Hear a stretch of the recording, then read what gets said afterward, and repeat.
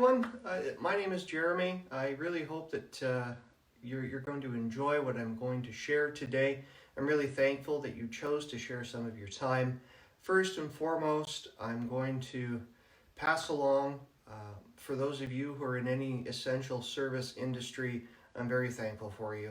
Thank you for taking the time to care for many of us, many of our elders, and anyone really who's in medical need and who needs groceries, pharmacy, transportation. Again, thank you so very much in this trying time. Second, before I carry on, please take good care of yourselves. Everyone here is important. You must take care of yourself and your family. And as we've heard many times, we're all going to get through this together. So that's my opening. But now I want to take time and introduce what I've been working on. For the last, I'm going to say probably 2.5 months, I've been opening my skills a bit more so that I could work into something a little more complex, which actually turned out to be something really complex. This was the Officer Duty Jacket that you definitely see in Star Trek Nemesis, Insurrection, and DS9. Now, a little bit of background about myself and my sewing skills. I only started sewing approximately April of last year. That being said, I only had one formal class. It was a little bit of about 3 hours a night over 8 classes. So a total of, 24 hours of in-classroom study and hands-on training. And everything else that I have done and everything else that I've learned has been through YouTube, thank goodness for that, reading and just hands-on learning. So I chose some really complex projects because I thought that was the way to go. Probably not, but at the same time, I'm very happy with what I've been able to produce. If you've been watching my YouTube channel, which if you're interested, you can certainly find that. That's Pins and Patience. Excuse me. You'll be able to see the processes of some of the things that I've done already. Just trying to think if I can offer anything else. All right, well, I guess I'll carry on with some thank yous. First, I'd like to thank Bad Wolf Costumes for producing the fantastic patterns, and I really appreciate Alex and all of his information and his ability to get back to me when I had important questions or what I thought were important questions. And I'd like to thank Chris. And Chris, you know who you are, my friend. I'm very thankful that you were able to share your time, share your doodles, and you know what, give me that critical feedback when I needed to do things or when things went sideways, which I'll certainly talk about. Well, without any more preamble, I'm going to get into it, and the camera is going to fly around here. So I'm going to start with the materials that I used for construction. Now, my apologies if I am not 100% accurate with the names of the materials. Excuse me. As I shared, I am new to sewing, and I'm going to try to explain as best as I can. So this is a very heavyweight wool-cotton combination. It isn't the right material from what I understand of what the jacket was supposed to be. I bought it because I thought I liked it. I liked the weight of it. I thought that this would be really great and really snappy for the jacket. And I think it just gives a nice little feel. The only problem is that it attracts lint, and if you have a cat or a dog, it's like Velcro to animal hair. And then up here, this was a gray suiting. And I'm just going to step away so I can give you the actual name of it. Okay, this is gray suiting from Providence Suiting. So that is, I don't know if that helps you, but that is what this is. And the liner I got just from the lining section at my local fabric store.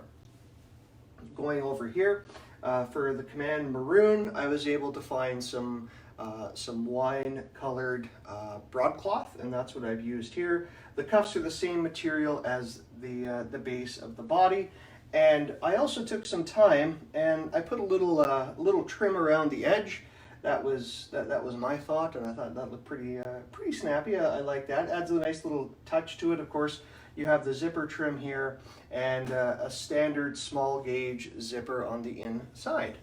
So I'm just going to flip it inside out so that you can see some of the things I did wrong, which I really wanted to share. I wanted to get feedback from people, and I wanted to see, just the process. And please keep in mind, this is the first garment I've ever made.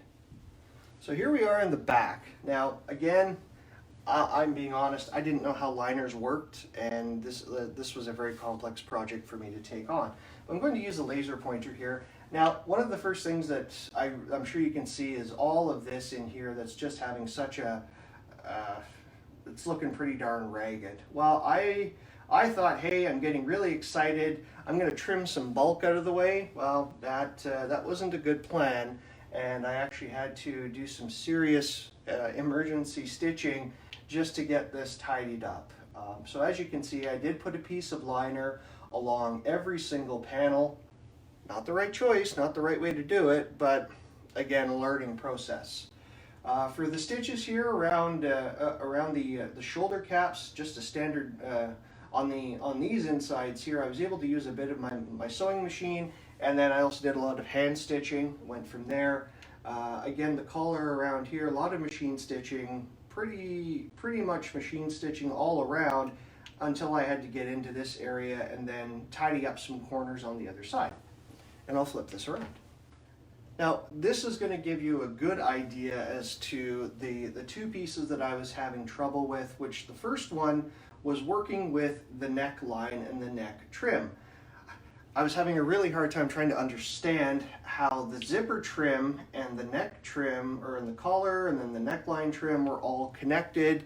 And of course, I was struggling with trying to get them all together. So in this case, I made them two pieces. So I've got the mitered edge here, the mitered edge here. All around the collar is one piece, and then this is one piece, that's one piece, and then of course you have the zipper trim here. I did get a question from Alex a while ago because he noticed that I was top stitching along the seams here, and that was my attempt to try to flatten down those seams and try to make it look a little neater. Now, as he said, that wasn't screen accurate, but again, going back to this is my first garment. I'll try not to use that too terribly often. Now, if you have any questions, by all means, please share them in the chat there, and I'll certainly try to get to them as soon as I come back around to the other side of the camera. Now, the one thing I am going to share with you right now is that I was unhappy with the range of motion. And the range of motion being my arm only being able to get to about here when I was wearing the jacket. Alex had shared that it's not technically designed to go up and around. It's really only supposed to be more of a costume. So I reached out to the world of the internet, and one of my YouTube channel watchers directed me to put in an expansion point in the armpit. So I'm going to share that with you. So I hope you can see this. Now this is just a little piece of spandex, and I attached it going in here into the chest, into the back, and then up into the sleeve, and then down into the seam between the two body panels. And this has allowed me to really move my arms in almost any direction. And I'm very lucky that I was able to find a lot of good videos about that. And it doesn't take away anything that I can think of from the actual build. It's very, again, here's the other one. So both sides. If you noticed, one was shaped like a diamond and this one is almost shaped like an oval. I had to do some more video watching. I prefer the oval shape. It's easier to work with. The diamond was kind of tough trying to get all the corners lined up, but this one worked out a little bit better for me. And now I'm going to put it on so you can see that range of motion.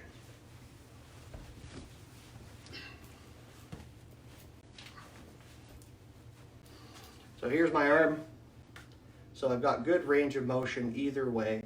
Now, if you'll notice that my sleeves are a little tight, but at the same point in time, that's where I cut them, because when I'm wearing a tunic, and my background, I also spent 10 years in the military, any uniform jacket that I had was always cut right here at my wrist, and that's as far as it went. And any standard suiting jacket that you're going to have, it's going to be a little bit lower than that.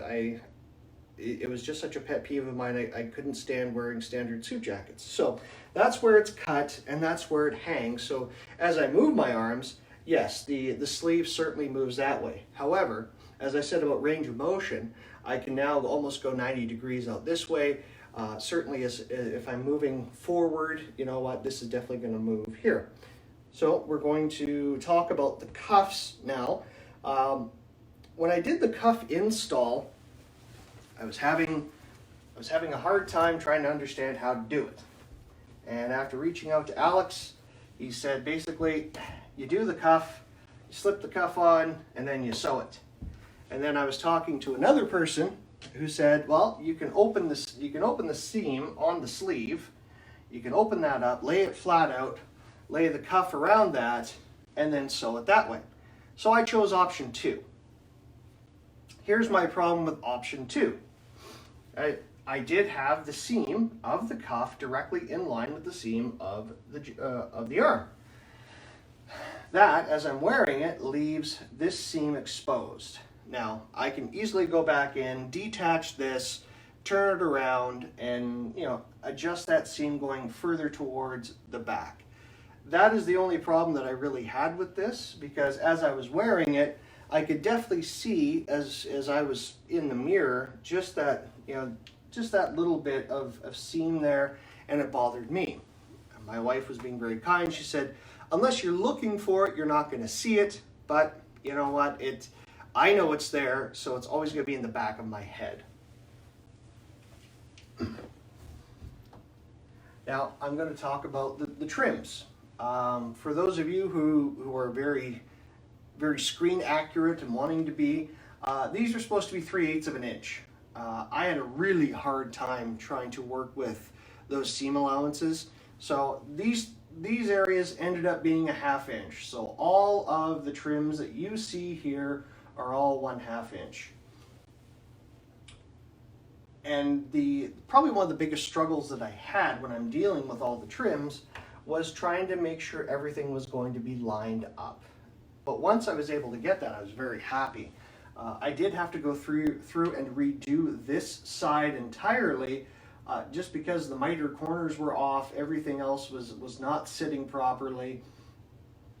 And there was also a major emergency if you followed the page here a little while ago.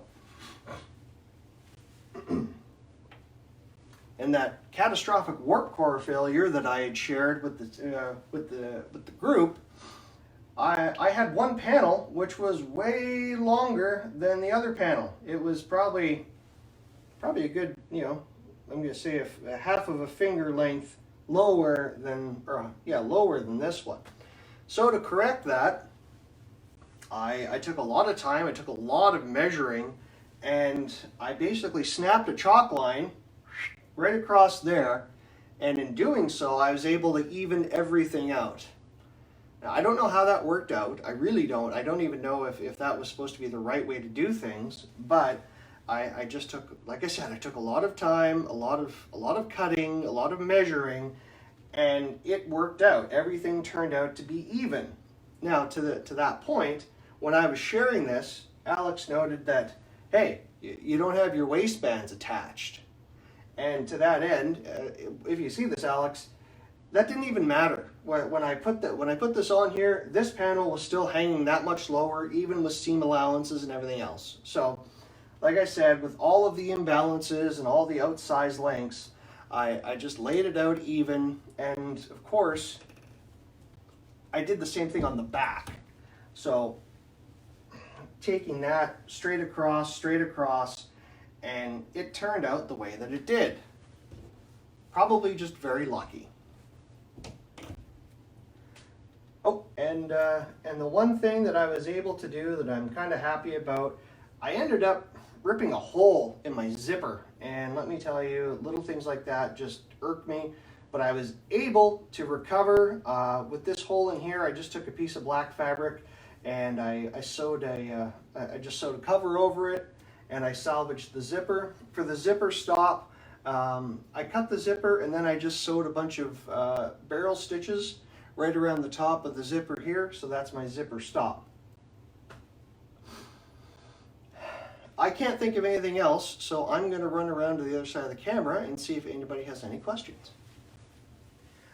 That's it. That's all I have to share for right now. I appreciate you taking some time. I appreciate that you chose to share your time with me.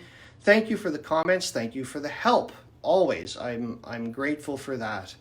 And once again, I will close with, please take good care of yourselves. Please stay healthy.